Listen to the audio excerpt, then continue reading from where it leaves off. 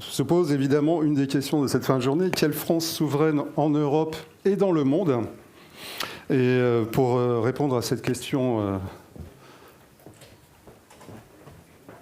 princeps, j'ai le plaisir de recevoir Éric Marty, directeur général de Defense Angels, Alexandre Schoen, docteur en géographie des télécommunications, et Thomas Fauré, le CEO de Waller.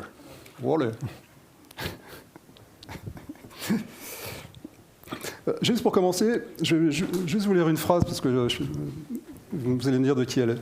La liberté d'action européenne, la défense et la sécurité de l'Europe ne peuvent reposer sur une approche uniquement militaire. Il nous faut au niveau européen maîtriser nos infrastructures maritimes, énergétiques et numériques. Qui a dit ça?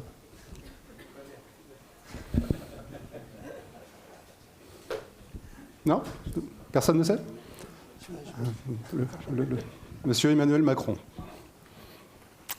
J'adore le... Redites la phrase, voir. La liberté d'action européenne à la défense et la sécurité de l'Europe ne peuvent se reposer sur une approche uniquement militaire. Il nous faut au niveau européen maîtriser nos infrastructures maritimes, énergétiques et numériques.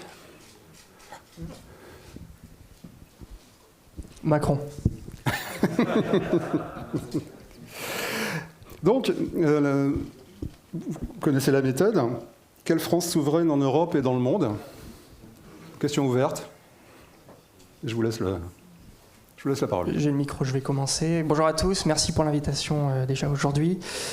Moi, je vais avoir un focus un peu plus finance. Je représente Defense Angels, qui est le premier réseau de BA français et européen dédié au financement des entreprises duales, donc applications civiles et militaires. Et pour répondre à ce sujet, j'aimerais d'abord prendre un peu de recul et dire que dans une économie et dans une chaîne de valeur mondialisée, il est déjà difficile de définir une entreprise souveraine, voire française. Et deuxièmement, il est illusoire de penser souveraineté sans penser moyens de financement solides.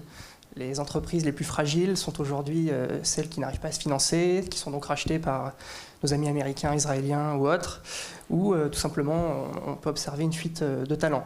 Donc nous, pour répondre à ça, on vient financer en amorçage et pré-amorçage les entreprises duales, avec des réseaux de business angels, donc des investisseurs privés. Vous et moi, aujourd'hui, au lieu d'investir dans la crypto, on peut investir dans des boîtes françaises. On a également un autre véhicule d'investissement qui s'appelle Defense Partners, qui est un club deal. Ce ne sont plus donc des personnes privées, mais des personnes morales, des entreprises, des PME, qui vont investir là aussi dans des entreprises.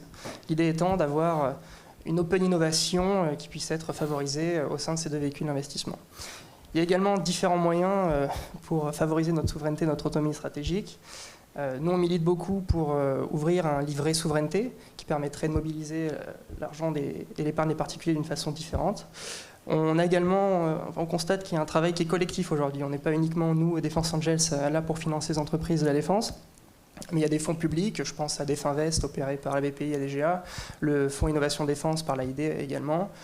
Voilà, il y a des échanges, on travaille en synergie, il existe des solutions. On voit également qu'avec l'exigence qu'on applique sur la sélection des dossiers, on arrive à avoir un effet d'entraînement et à mobiliser des acteurs qui jusqu'à présent n'étaient pas volontaires pour financer les entreprises de défense, notamment les banques.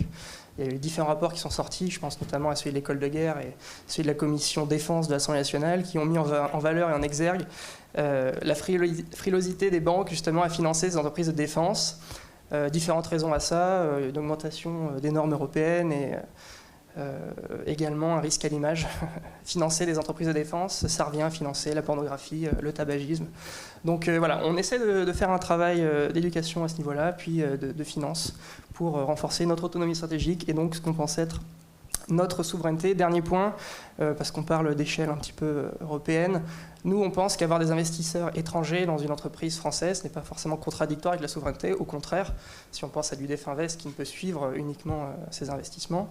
Donc il faut réussir à avoir ces investisseurs étrangers, mais mettre des garde-fous. Donc pourquoi pas des paliers, typiquement Definvest, encore une fois, 18 à 20% d'investissements étrangers, si possible européens, ou pourquoi pas la négociation lorsqu'il y a une intégration d'acteurs étrangers pour décorréler le nombre de parts des droits de vote au sein de l'entreprise.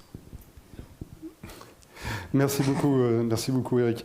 Donc, même question Thomas, quelle France souveraine en Europe et dans le monde? Donc là, on a beaucoup parlé effectivement d'investissement, de financement depuis ce matin. On sent bien que c'est le talon d'Achille globalement de la souveraineté, avec des modèles, peut-être des modèles de financement qui ne sont pas tout à fait idoines pour justement créer des licornes, puisque la mécanique financière favorise quand même les rachats.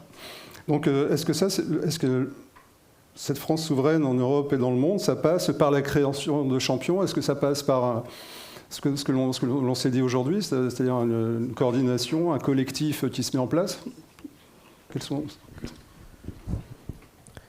Ça suppose probablement de revenir à des fondamentaux, encore une fois. Que la France puisse recouvrer sa souveraineté en mille manières, c'est une nécessité. Qu'elle soit en Europe, ça c'est géographique. Et il me semble qu'Alexandre en parlera mieux que moi. Mais c'est deux sujets qui n'ont rien à voir en réalité.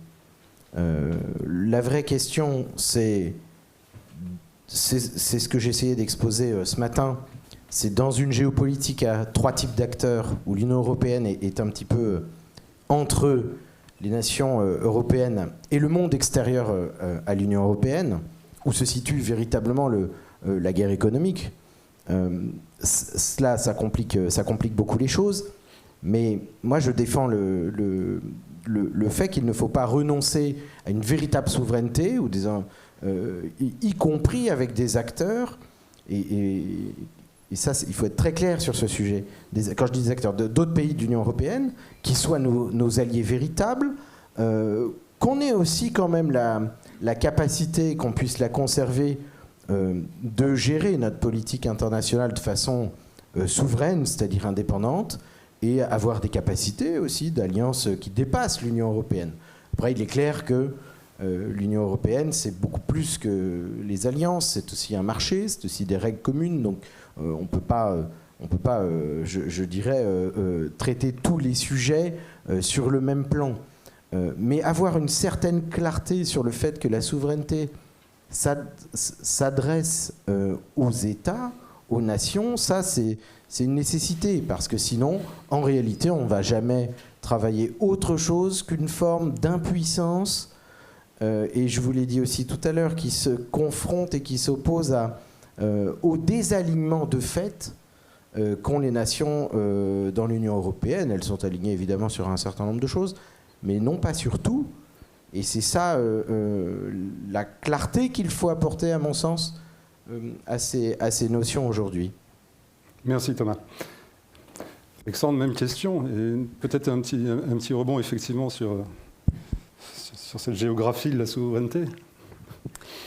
Eh bien, sur la question de la souveraineté, je pense qu'en géographie se pose une vaste question sur quelles échelles on sélectionne, puisque la géographie, c'est d'abord la science qui manipule les échelles différentes de raisonnement.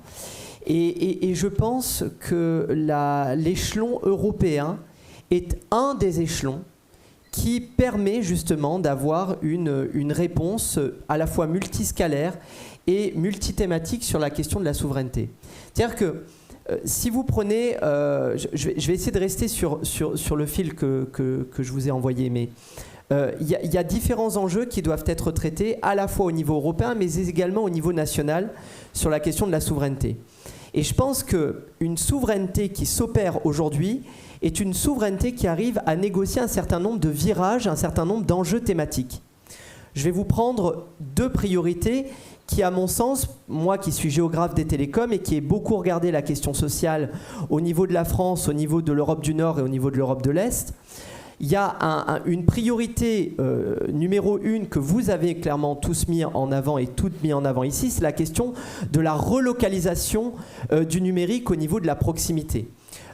J'y reviendrai pas encore, mais il faut savoir que seulement 19% du tissu entrepreneurial européen a négocié cette phase de numérisation de leurs services et de recours au cloud computing. Ça veut dire que demain, comme il a été dit ce matin, il y a un énorme marché qui s'ouvre et qui ne demande qu'à être conquis par des acteurs locaux de stockage de la donnée, de traitement de la donnée. Donc ça, c'est un des impératifs. Mais le deuxième impératif sur lequel j'insisterai jamais assez, c'est un autre enjeu qui est l'enjeu de la relocalisation du numérique, mais aussi de la déprolétarisation du numérique. Nous sommes aujourd'hui dans une économie où le numérique est un instrument qui, malheureusement aujourd'hui, pressurise davantage les employés dans les différents secteurs entrepreneuriaux et différents secteurs salariaux. Je parle par exemple du secteur du marché des livreurs à vélo, par exemple. Et donc aujourd'hui, et notamment au niveau européen, il y a une brèche qui s'ouvre à travers la directive pour les travailleurs de plateforme, qui permet justement cette présomption de salariat qu'a mis en avant la Commission européenne dans ses différents drafts de travail.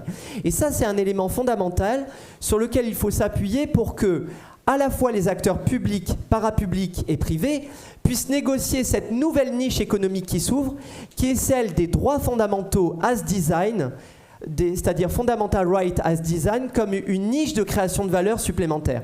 Je vous prends un dernier exemple. Frontex dépense des millions d'euros chaque année pour développer des drones pour détecter les battements de cœur ou la chaleur. Mais je vous prends un autre exemple, c'est l'intelligence artificielle. Regardez l'intelligence artificielle déployée par exemple dans le secteur de la sécurité sociale aux Pays-Bas. Ces algorithmes sont codés pour détecter des fraudes supposées sociales aux allocations sociales et finalement sur des critères très racistes, des critères très classistes. Alors que l'intelligence artificielle aujourd'hui devrait être développée, je parle de l'intelligence artificielle européenne, française, nationale, devrait être codée, justement non pas forcément pour détecter la fraude sociale, mais plutôt pour détecter les bénéficiaires hommes et femmes, migrants ou pas migrants, qui ont besoin d'avoir accès à leurs droits. Or, aujourd'hui, ces IA sont codées, qu'elles soient au niveau européen ou au niveau international, plutôt sur la détection de la fraude. Donc, c'est sur ça que je veux insister. C'est qu'il y a la nécessité de relocaliser, de déprolétariser le numérique, d'avoir une réelle politique de planification industrielle et souveraine numérique, chose qui n'est pas le cas depuis plus de 30 ans, puisque même si l'Union européenne a une force de frappe et d'investissement qui est colossale, qui est équivalent au budget de la DARPA aux États-Unis, il faut quand même le rappeler, malheureusement, le principe de concurrence libre et non faussée a coupé toute politique de planification industrielle depuis 30 années sur l'ensemble du continent européen. Et c'est sur ça qu'il faut revenir. Et je terminerai quand même par un dernier mot sur la nécessité des investissements européens, à la fois sur l'hébergement de proximité, comment permettre à certains hébergeurs, s'ils le souhaitent, d'avoir des labellisations de plus en plus exigeantes en matière de sécurité de données. Et je sais qu'il y a beaucoup d'hébergeurs qui n'attendent que ça aussi, de monter en compétence sur ces... Enfin, pas de monter en compétence, ils les ont, mais d'avoir l'arsenal financier pour ça. Mais je reviendrai sur un tout dernier point qui est aussi de quelle place on donne demain dans le tissu entrepreneurial numérique sur le logiciel libre et non pas exclusivement sur des solutions propriétaires. Les derniers rapports de la Commission européenne montrent que le secteur du libre et de l'open au niveau européen, c'est entre 65 et 91 millions d'euros et que ça a une place centrale dans la chaîne de logistique globale du numérique. Donc il faut valoriser la place de l'industrie du logiciel libre et non pas lui taper dessus comme on fait en ce moment avec le projet de CRA au niveau de l'Union européenne, mais également investir massivement à la fois au niveau des États mais aussi au niveau européen avec un plan de 100 millions d'euros d'investissement. Ça aurait un impact concret pour justement aider ce secteur du libre et capitaliser dans le code, puisque la capitalisation de code sera un élément indispensable qui nous permettra de construire demain cette souveraineté numérique au niveau européen. Merci. Merci. Moi, ce que je trouve intéressant dans ce que tu dis, Alexandre, c'est, même si je ne partage pas toutes les priorités, je trouve que toutes les idées sont intéressantes. Ce que je trouve fondamentalement intéressant, c'est que tu décris un numérique qui ne ressemble en rien à ce que sont les outils développés outre-Atlantique, en Chine, je ne sais où. Tu décris une idée que tu as, et que tu partages avec plein de gens, j'imagine, de ce que doit être le numérique en France, en Europe. Il y a cette idée des Lumières probablement derrière, il y a cette idée aussi de la défense des droits de l'homme. Non, je me trompe. Alors, il y a clairement une pensée humaniste derrière, oui. Oui, voilà. Moi, je trouve ça intéressant. Je le compléterai. C'est vrai que moi, mon sujet, mais dans la même logique, c'est-à-dire en quoi nous pouvons créer un numérique et des outils technologiques qui nous ressemblent. C'est ça que je voulais dire tout à l'heure quand j'ai parlé de culture. La culture, elle varie d'un pays à l'autre, d'un continent à l'autre. En quoi nous pouvons créer quelque chose qui nous ressemble? Moi, mon dada, c'est plutôt la protection des données, la cyber, tout ça. Voilà, on ne peut pas poursuivre tout. Mais je crois qu'il y a un combo, en Europe en particulier, les Français sont très forts pour ça, de création. Et il y a plein d'idées. Et je pense que ça répond en partie à la question. C'est-à-dire que la partie de la question, c'est la France. C'est quoi son rôle dans ce combat de recouvrement de souveraineté technologique? Et je pense qu'une partie de son rôle, c'est d'être fidèle à ce qu'elle a toujours été, sans vouloir être grandiloquent, un phare pour le monde. On disait des choses comme ça. Vous voyez, c'est quand même le pays des droits de l'homme, c'est le pays où, sur nos frontons est écrit le mot liberté. Et en ce sens, je rejoins évidemment l'envolée lyrique que tu as faite. Même si, encore une fois, je ne partage pas tout. C'est pas qu'une envolée lyrique, c'est quand même un certain nombre d'analyses scientifiques partagées aussi par les Nations Unies. En plus de cela, c'était lyrique, ça c'est très positif dans ma bouche. C'est très gentil à toi de le dire. Juste un point, aujourd'hui, il y aurait beaucoup de choses à dire, mais quand même, effectivement, ce qui est en cours sur le logiciel libre, personne n'en a parlé trop, j'ai trouvé aujourd'hui. C'est pour ça que je me suis permis de faire sur le CRA, parce que et là je m'adresse aussi à la salle, l'open source, on en a beaucoup parlé, etc. Mais si j'ai bien compris rapidement le CRA, en gros, chacun va être comptable, redevable et responsable de ce qu'il produit du début à la fin, de l'alpha à l'oméga. Et s'il y a un problème, ça se retombe sur celui qui a codé. Tout à fait, c'est exactement ça. C'est-à-dire que l'idée, c'est de responsabiliser les créateurs de code, notamment dans le secteur du logiciel libre, et de les rendre responsables en cas d'effets de bord néfastes dans des produits qui ont été commercialisés par d'autres. Et ça, c'est le meilleur moyen de taper sur l'ensemble de la chaîne de création globale du logiciel libre, qui est quand même une filière qui a ses forces, mais qui est aussi fragile et qu'il faut justement renforcer. Et donc, le sens du CRA aujourd'hui ne va absolument pas dans le sens d'un certain nombre de directives européennes, mais même au niveau de la Charte des droits fondamentaux de l'Union européenne, on n'est absolument pas sur les principes qui ont été signés par le traité de Nice en 2000. Donc, effectivement, le CRA est un point de vigilance absolu. On est d'accord. Est-ce que vous partagez ce point-là? Compléter un peu moi, je découvre. Je ne connaissais pas du tout le sujet, mais ce que j'entends là, c'est que c'est strictement inapplicable. Ces gens-là n'ont jamais écrit de code de leur vie. Non, mais c'est bien ce qu'on dit ce matin, en même temps. Voilà. Mais c'est inapplicable. C'est typique de ces règlements, comme on avait tout à l'heure un peu les témoignages de nos parlementaires d'amendements ou de choses qui n'ont rien à voir avec ce qu'est le quotidien de la technologie. Et on sait très bien quand on développe, que ce soit du propriétaire ou de l'open source, les méthodes sont les mêmes. On ne peut pas dire qui est responsable de quelle ligne. Pourquoi? Parce qu'une ligne même peut être tantôt supprimée, tantôt modifiée, tantôt ajoutée, faire partie d'un tout plus grand qui est dans une structure plus grande. Honnêtement, ça c'est des trucs de gens qui pensent, je ne sais pas, ou alors de lobbyistes ou je ne sais quoi. Mais je vais dans ton sens. Très bien. Question? Remarque? Non, pas remarque. Question?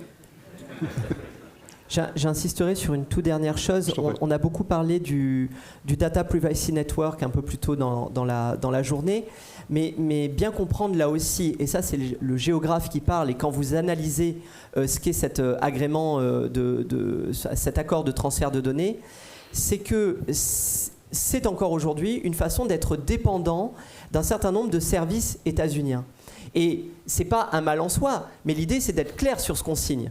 C'est-à-dire qu'à un moment donné, dès qu'on adoube, alors que le Privacy Shield et le deuxième bouclier, je ne sais plus comment il s'appelle, voilà, c'est l'inverse. Ouais, c'est ça. Voilà, merci beaucoup. Schrems 2, voilà. On va se diriger justement vers un Schrems 3, très probablement. La tombe 1. Non, mais on va très probablement se diriger vers un Schrems 3, et malgré ça, la France a accepté de signer cet accord. Et c'est là où justement il y a une dualité. C'est que, si, ils ont voté pour dans les comités d'agrément de la Commission.